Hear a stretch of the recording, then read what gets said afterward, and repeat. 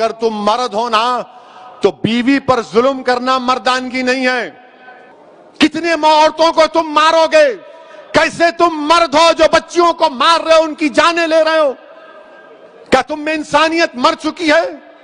और ऐसे ऐसे कितने लोग हैं जो अपनी बीवियों पर जुल्म करते हैं, थप्पड़ मारते हैं, जहेज का मुतालबा करते हैं, हामिला बीवियों को ढकेलते हैं और बाहर निकलकर अपने आप को बड़ा फरिश्ता कहलाते हैं। अरे याद रखो, तुम दुनिया को धोखा दे सकते हो मगर अल्लाह को नहीं देख सकते।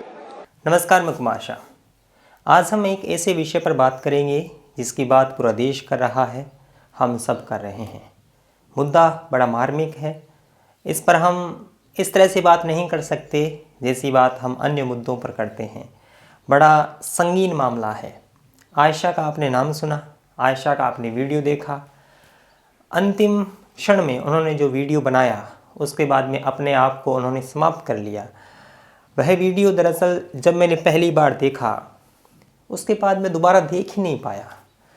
हालांकि वो उस वीडियो में हंस रही थी, थोड़ी सहज अपने आप को दिखाने की कोशिश कर रही थी, लेकिन उनकी आंखों में जो दर्द था, जो बेबसी थी, जो जीवन से एकदम नाराज़ हो जाने की भावना थी, इंसान का चेहरा नहीं देखने की जो एक इच्छा थी, वो दरअसल हमारी पूरी मनुष्य जाति पर निशानदेही करती है।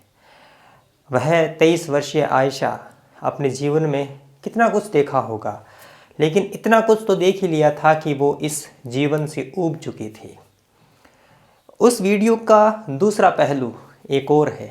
एक कॉल रिकॉर्डिंग सामने आई, अंतिम क्षणों में अपने माँ से, अपने पिता से बात कर रही थी और उसमें वो बिल्कुल तंग आ चुकी थी ज़िंदगी से और घरेलू हिंसा से, घरेलू झगड़ों से, दहेज के प्रति जो मामला चल रहा था उससे वो चाहती थी कि आरिफ के साथ रहें, लेकिन क्या कहा जा सकता है। उन्होंने मुस्कुराते हुए मौत को गले लगा लिया और नदी में कूदकर अपनी जान दे दी। चाहता तो मैं इस कार्यक्रम में उनका वीडियो दिखा सकता था, उनके माता पिता के साथ जो बातचीत हुई थी वो सुना सकता था, लेकिन मन ही नहीं किया। इतने दिन गुजर गए, एक मैं ट्वीट नहीं कर सका, एक फेसबुक पोस्ट नहीं लिख सका, अपनी भावना को जाहिर नहीं कर सका। लेकिन मेरे जो शब्द थे, मेरी जो भावना थी, उस भावना को शब्द दिए हैं असदुद्दीन ओवैसी ने। उनका मैंने बयान सुना, उसमें जो वो बात कर रहे हैं वो कायदे की बात कर रहे हैं। तमाम लोगों को शांति से, चुप्पी के साथ, यहाँ पर हिंदू मुसलमान का मामला नहीं है, यहाँ पर एक लड़की की या हज़ारों आयशाओं की बात है जिसकी वो गुनहगार हैं ही नहीं, उसका सितम उन्हें ढाना पड़ता है। वो बात आप सुनिए। एक बात का जिक्र करना जरूरी समझता हूं कि अहमदाबाद में जो मुसलमान बच्ची का दर्दनाक दिलसोज वीडियो आया है जिसने खुदकशी कर ली, मैं आप तमाम से अपील कर रहा हूं, चाहे आप कोई भी मजहब के हो, ये जहेज की लानत को खत्म करो, जहेज की लानत को खत्म करो। अगर तुम मर्द हो ना तो बीवी पर जुल्म करना मर्दानगी नहीं है, बीवी को मारना मर्दानगी नहीं है, बीवी से पैसों का मुतालबा करना मर्दानगी नहीं है। तुम मर्द कहलाने के भी लायक नहीं होगा अगर तुम ऐसी हरकत करोगे। वो मासूम बच्ची पर जुल्म किया गया, वो तंग आ गई जहेज की लानत की, जहेज का मुताले पर, उस आदमी के मारने और पीटने पर, और उसने इतना बड़ा इक़दाम कर लिया। शर्म आनी चाहिए उन घर वालों को जिन्होंने हमारी इस बेटी को मजबूर किया। मैं तो अल्लाह से दुआ करूंगी, अल्लाह तुमको गारत करे, तुम लोगों को। हर बाप की तकलीफ तुम नहीं समझ सकते अगर कोई बाप खबर में जाता है। मैं कई ऐसे लोगों को जानता हूं जो जिंदगी की आखिरी सांसें लेते हैं और अपना हाथ पकड़कर धीमी सी आवाज में कहते हैं, असद साहब बच्ची की शादी है, इंतजाम करा दो, मरने से पहले कुछ हो जाए। क्या हो रहा है इन लोगों को? कितने औरतों को तुम मारोगे? कैसे तुम मर्द हो जो बच्चियों को मार रहे हो, उनकी जानें ले रहे हो? क्या तुम में इंसानियत मर चुकी है? और ऐसे ऐसे कितने लोग हैं जो अपनी बीवियों पर जुल्म करते हैं, थप्पड़ मारते हैं, जहेज का मुतालबा करते हैं, हामिला बीवियों को ढकेलते हैं और बाहर निकलकर अपने आप को बड़ा फरिश्ता कहलाते हैं। अरे याद रखो, तुम दुनिया को धोखा दे सकते हो मगर अल्लाह को नहीं देख सकते। मैं कहना चाहता हूँ, ये तमाम बातें सुनने के बाद मेरे शब्द ओवैसी जी ने कह दिए हैं और उनके जो शब्द हैं वो सुने जाने चाहिए। हर घर में, चाहे वो घर हिंदू हो चाहे मुसलमान हो, ये जो व्यर्थ की बहस है इसको दूर छोड़ के सुना जाना चाहिए कि समाज में ये घर घर की कहानी है। हर घर में इस तरह की लड़ाइयाँ चल रही है।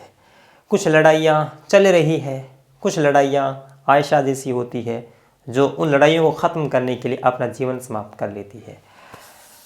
बहुत मुश्किल दौर है, बहुत मुश्किल चीज़ें हैं, बहुत जटिलताएं हैं, उनको हम एक क्षण में समाप्त नहीं कर सकते हैं।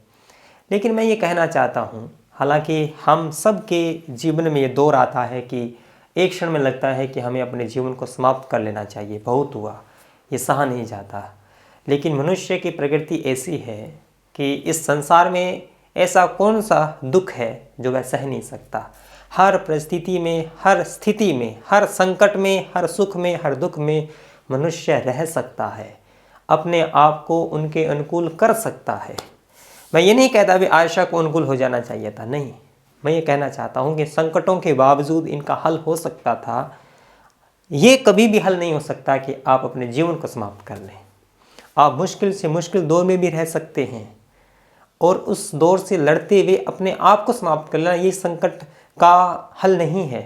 संकट से लड़ सकते हैं आप इस तरह से नाराज़ होकर चले जाएंगे, न जाने आपके जाने के बाद में कितनी ही उम्मीदें नष्ट हो गई, न जाने आपसे चाहने वाले कितने ही दुखी होंगे।